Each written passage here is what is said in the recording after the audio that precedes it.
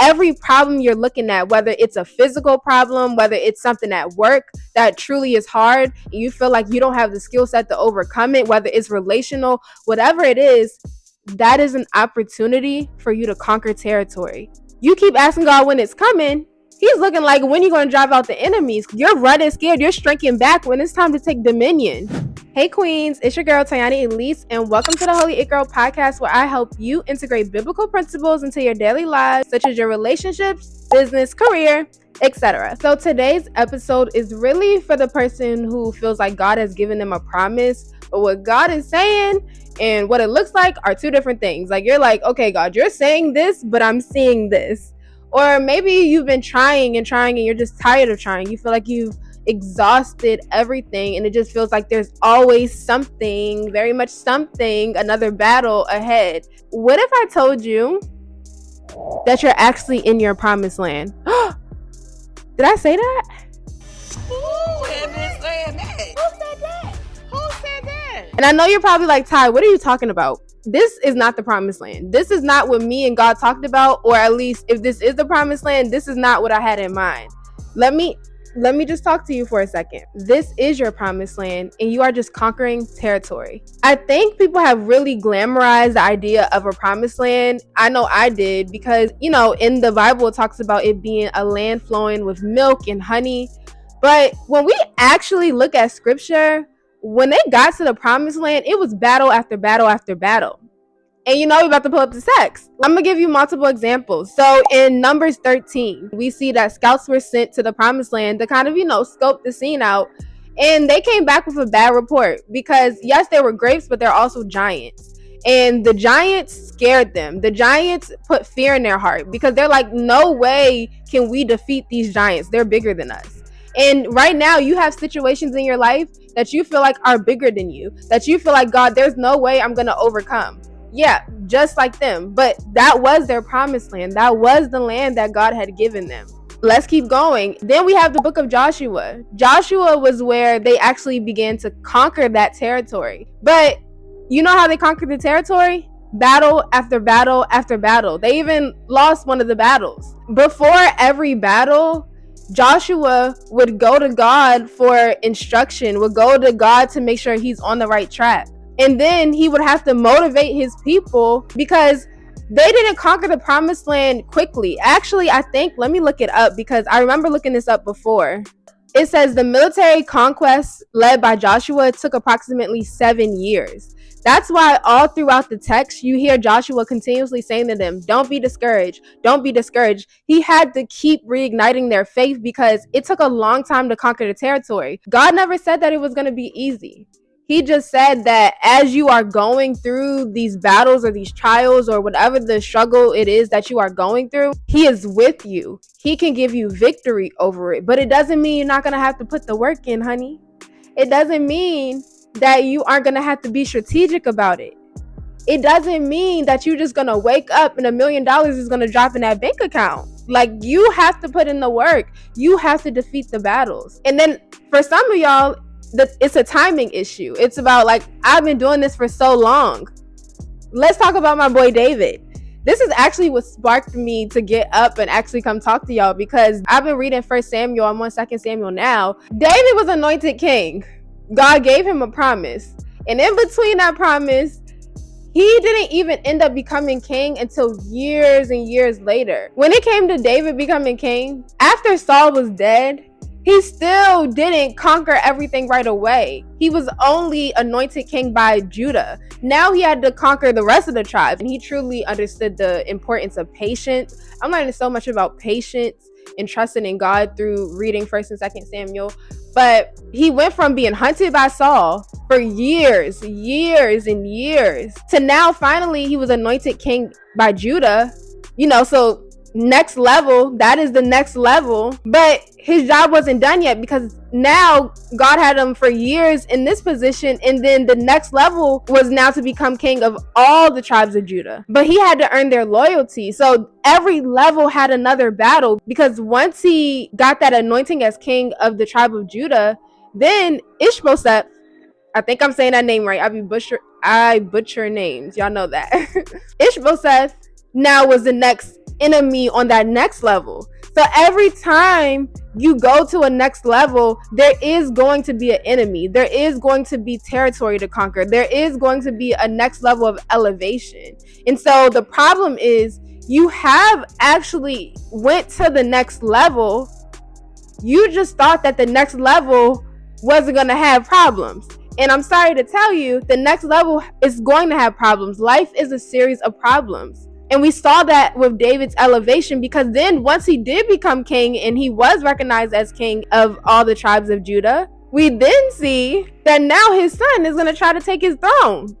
And so it was a series of problems. And so if you are looking to get into a place in life where you aren't going to have any problems, that's just not a realistic thing. When you are in your promised land, there are going to be problems. Yes, there are going to be periods of peace, and there may be times where you can rest more than others, and I'm sure you'll get to that point eventually, but you are in your promised land.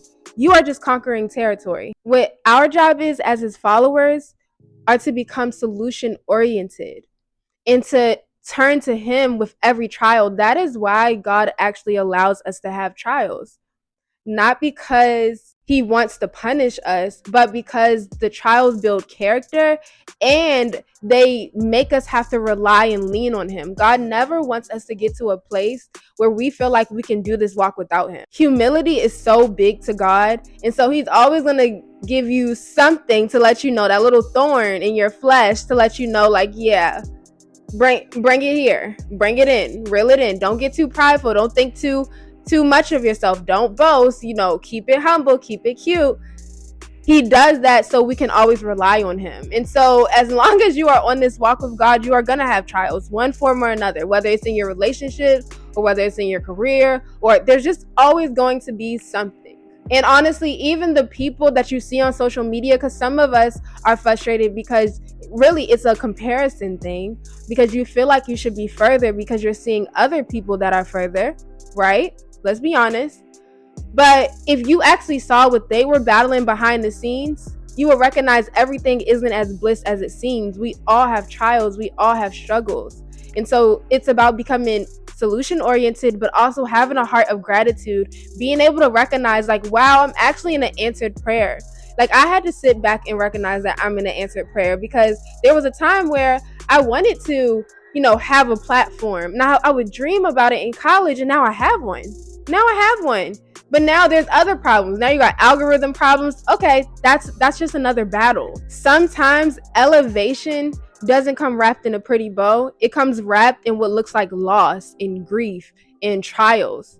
And so sometimes the trials are so hard, and I understand it because I go through it too. We all getting hit in the head by the enemy, okay?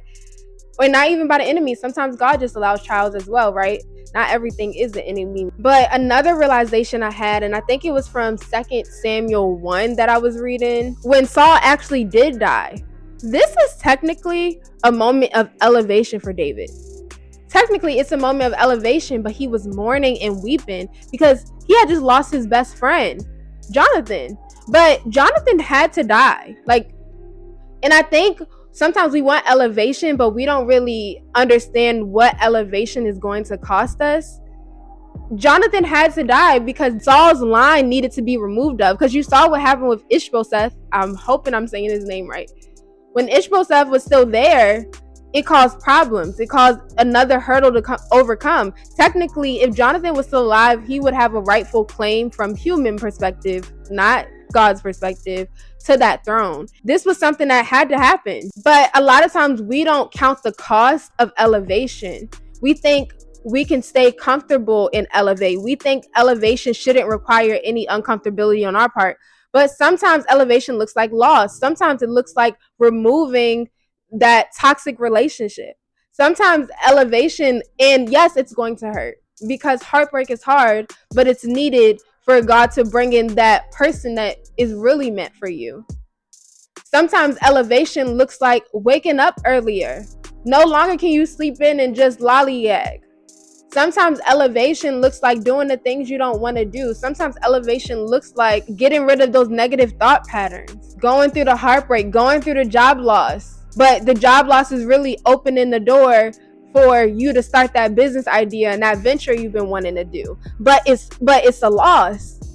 But in God's eyes, it's elevation. This is why it's so important for us to be so in tune and connected with God, because sometimes our elevation doesn't look like what we think it's supposed to look like. God is giving you an open door in the form of a problem, and you're crying to him.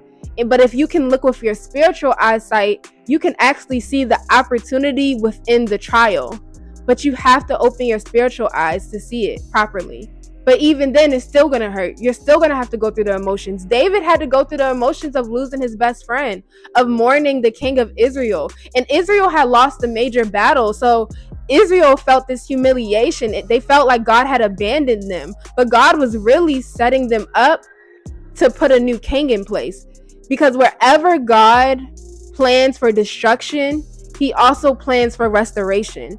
Because God's goal is always restoration. It's always repentance. It's always restoring. But sometimes in order for God to restore, he has to deconstruct what is no longer working. That is why even a lot of us, when we are new to Christ, God will send us into a season of isolation, because he has to remove you from those bad influences and get you into a secluded place where he can shower you with his wisdom. He may even start having you go to church and, get in, godly community, so he can immerse you in his word, immerse you in his truth. And I know a lot of us can remember that season where God really did call us. It was isolating. You felt like I was crying. Like, it was hard. You felt like you didn't fit in anywhere anymore. It's just like, what is going on? But I didn't know 4 or 5 years ago that when God saved me, I was about to be here leading Holy It Girl. And so he had to deconstruct and tear apart what wasn't working, even my mindset. He had to tear that all apart and build it up to something better. And so right now he's deconstructing and he's getting into the nitty-gritty, the things that can't go to that next level. And so you're looking at it like, what is going on? But God is saying it's good, because he sees what the change in the work that he's doing within you, and how the trials are refining you, because he is refining us. He's seeing how it's preparing you for that position. You're worried about getting to the position, and you need to be worried about, am I passing the test on this level? Every trial, I want you to hear me, every trial is necessary to conquer territory.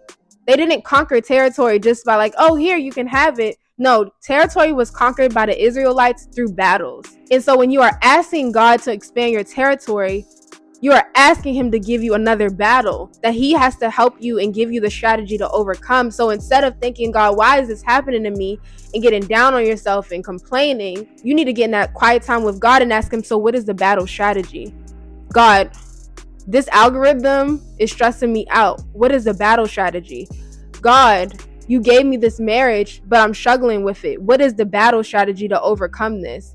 God, me and my friendships aren't seeing eye to eye. What is the battle strategy for me to conquer this?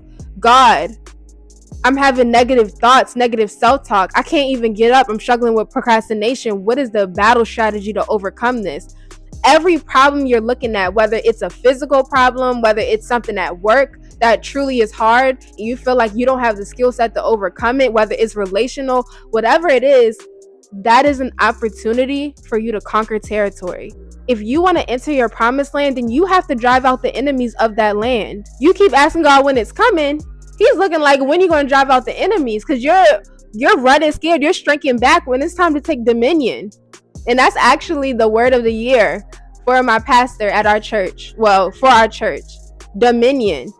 You're shrinking back where God gave you the authority to conquer. You're running and giving a bad report like the scouts, and you're allowing fear to take over where God told you that he was behind you and he was going to help you conquer it. And can I go a little further? Some of y'all enemies, it's not a person. It's you. Actually, you're your own enemy. It's that procrastination. It's that negative self-talk. It's that need of validation from others in order for you to move. It's that toxic relationship that you hold on to.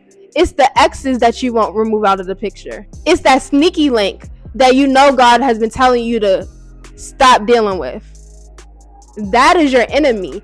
And so until you clear out the enemies, because your mindset is a part of conquering the promised land, you need to actually think and become the person. You need to embody the person who is ready for that land. And so part of the battle, if I'm being honest, part of the battle that's actually keeping you stuck is your mind, is the need for you to drive out that negative thinking, is the need for you to drive out that victim mentality and actually get to work and start putting in the work, is the need to drive out that thinking process that it's gonna be easy and that you deserve this, and recognize that we are actually deserving of nothing. And so to be grateful for all we have and to make work what we have is going to be your comparison. Your comparison is your enemy. Because while you're sitting over there looking at what they have and feeling like you don't have enough, God has actually given you something, but because you're so focused over there, you don't even see what's in your hand to cultivate the life that you want. What is in your hand? What is the enemy that God is calling you to drive out right now? Because in order to conquer your territory, you need to drive out the enemies of that land. Some things just have to happen for the promise to take place, because it's not all going to be pretty. And that's the part that no one wants to tell you. It's not going to be pretty. It wasn't pretty when David was hiding in strongholds and running from Saul. It wasn't pretty when David's best friend died. It wasn't pretty. It wasn't pretty. And so your journey is no different. In my mentorship community, we actually just had a goal setting and planning and strategizing session all together to get, because me and my girls, we're locking in this year. One of the things I had them do that I want to have you all do is, actually it's going to be two things. One, list out everything God has told you to do that you have been procrastinating on, because those things that you have been procrastinating on, maybe you're overwhelmed by them. I understand. We all been there. I understand. I get it. But you still got to do them, though, because they're just territory that needs to be conquered. Those things that you've been avoiding because you're like, it's hard. Ask God for the strategy, because it's still territory that needs to be conquered. You're leaving land on the table, asking God for a promise that you won't go conquer. So make a list of everything God has told you to do. List out the problems that are stopping you from doing those things. That can look like fear. That can look like, oh, maybe I don't know how to edit. That can look like, oh, I don't know how to do this thing. Whatever it is, and then then go into your prayer time with God, or just use your discernment, because there are some times where God has just given us the discernment to overcome and think about solutions to that blockage, to that problem. This is strategy. This year, we are going in with intention and strategy. It's go time. No more playing small. It's time to conquer your territory. If you are ready to move from a victim mindset of why is this happening to me, and you're ready to go to a conqueror mindset of what do I have in my hand to cultivate the life that I want, then you need to join my Holy Acre Society, because we push you towards that growth. We hold you accountable every week to achieving those goals. It's not for the girl who wants to stay in the same place. If you want to stay stagnant, it's not for you. But if you're ready to start taking action and get some motion going on, if you're ready to actually step into who God has called you to be, then join the Holy Acre Society and get around other women who are doing the same. That is it for today. Don't forget to like, comment, and subscribe. Tell a friend to tell a friend.